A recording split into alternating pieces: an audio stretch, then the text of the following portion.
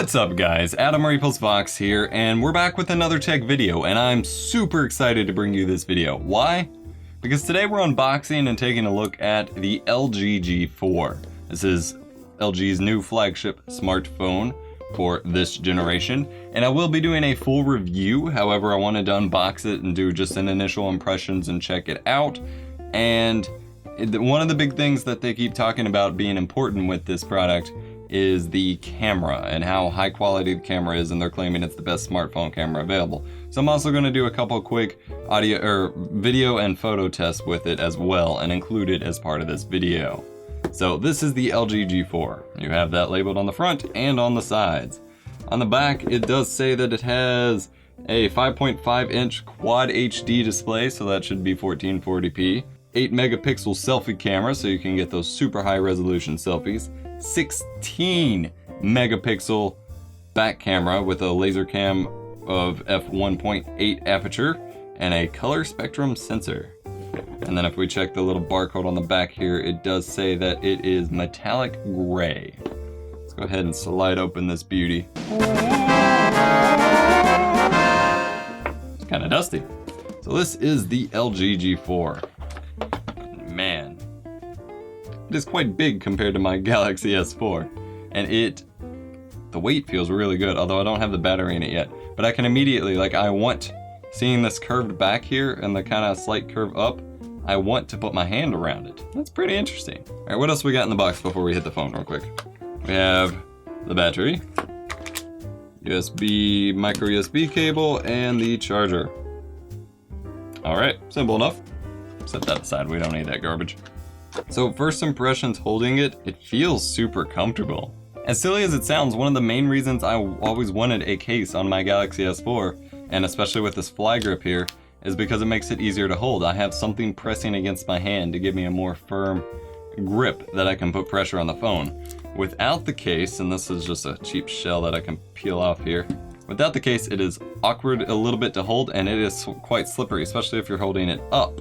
So having this nice curved where my phone is always in contact with, or my hand's always in contact with some surface area of the phone, feels pretty good. And quick size comparison of the phones, LG G4 is clearly quite a bit bigger. 5.5 inch seems to be one of the main sizes nowadays. And I have noticed it has volume, I believe it's volume up, volume down, and lock button on the back here.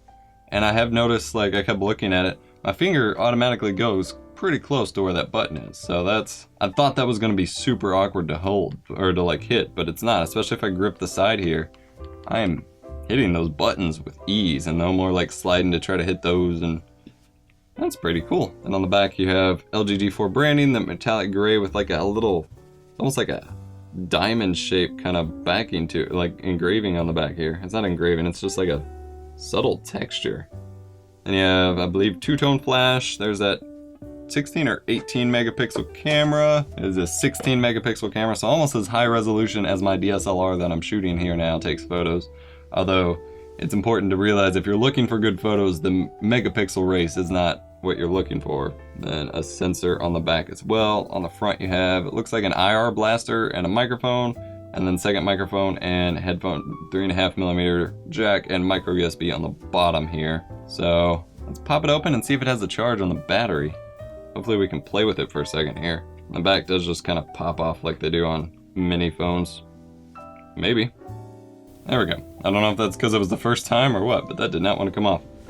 Then on the back we do have the micro SIM and micro SD card slot right here on the back, and then the battery spot. And of course, this is not for sale because this is a review sample. Go ahead and pop the battery in, and then later on I shall pop my SIM card in and take it for a spin as a real phone. Throw this back on the back here. This is a 3000 milliamp hour battery, so keep that in mind in terms of battery life. Let's turn it on. Oh, here we go. We've got a loading screen. LG, life's good. There up front, up top here, we have the speaker, selfie camera, and it looks like little LED indicators for notifications as well, as it's flashing blue as we're booting up here. Little LG branding at the bottom. It's mostly because it's the first time turning on, but this is taking a long time. Oh, as I say that, here we go. It is now optimizing apps, and optimizing is spelled the British way with an S. Looks like the USB cable it comes with is about 3 feet, so that's decent length for a charging cable, no doubt. We have the UI here. We are not English United Kingdom, we are English United States. There we are. Okay. Next. Wi-Fi, we'll connect to my Wi-Fi.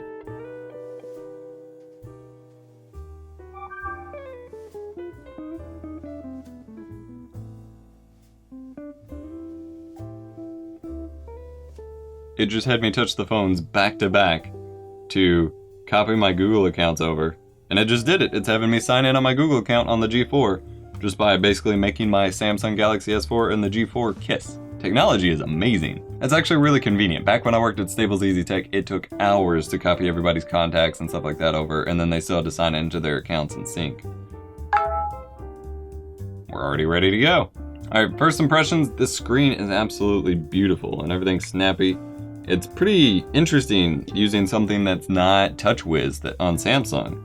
And frankly, I don't honestly have that much experience using Android with these stock buttons. I don't exactly know what they all do, but it feels really snappy. The screen looks really, really good. And typically the Samsung phones have the best screens, and this is looking quite gorgeous. That resolution is nice. So it already has me having a bajillion notifications. Look at this. Updates, updates, update, update, update, update. It's installing apps from my Google account already. It's just installing the apps I have on my other phone. All right. Go ahead and try out the camera here since that's what was supposed to be most important. We'll take a selfie. 1 second, let me take a selfie. Man, you can get some serious depth of field in this. I'm gonna just take this picture right here. It is of the least important thing in the world. The camera definitely screws up when you get a notification and it vibrates. But like the depth of field right here looks really good. Let me focus on the Samsung on my phone. Man, that looks good. All right, how do I flip it? There we go, flippy. Selfie, oh wow, I look a mess, but that looks really good. One of the things I always disliked about most phones and devices is how the selfie cam looked, and this looks like it's pretty good. Where's the camera? I don't know where to look. There we go. All right, it has a beautify mode here, which makes me look like a beautiful angel. Selfie. Selfie. All right, this is pretty cool. And then what about selfie video? Well, this is what the selfie video looks like. I'm going to spin around here. Woo, woo. I don't know what I'm doing. Front facing camera, which I believe is supposed to record at 4K. I don't know if that's happening right now. I just have it on completely auto mode. Cam reception. Woo! This is pretty cool. All right, let's look at the settings here. There's an HDR auto mode. Auto. Okay. Where are like the good settings? Does it just naturally record at 4K without any options? 16:9. Oh, here we go.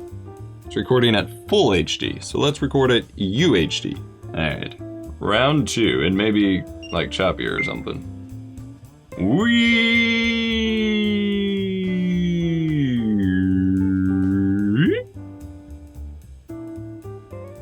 Whoa, it like tries to focus as it goes up, so you get like a pull focus effect.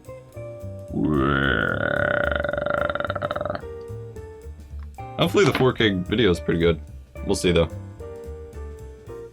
Man, it's got some good focusing though. I am impressed.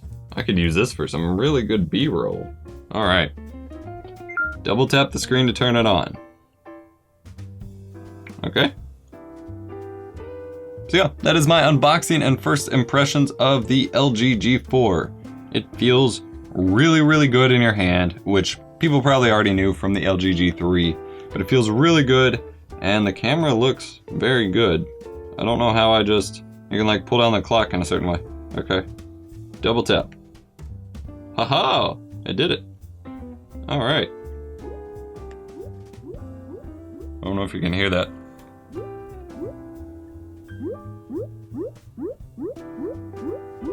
So overall, I am impressed and happy with this.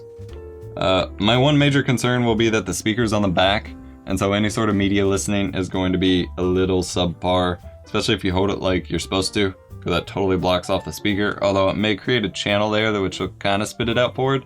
But I definitely love front-facing speakers. However, my old phone obviously had a speaker on the back as well, so whatever. Another quick size comparison here. I am impressed, and so I'm gonna play with it for a couple weeks and do a full review and let you guys know what I think. So thank you so much for watching, guys. Be sure to comment, like, and subscribe. And let me know what you think about this, because this will probably be a new vlogging tool to some degree with its 4K video, and I am super stoked to get using it. So let me know what you would like to see me put this phone through for testing purposes for the review. If you have any super special ideas for phone reviews, let me know in the comment section down below. I'm not gonna throw it at anything or try to break it, but I will run some benchmarks or something if you'd like. I've seen people doing that recently. Thanks for watching, guys. My name's Adam Fox. Be sure to comment, like, and subscribe, and I will catch you in the next video.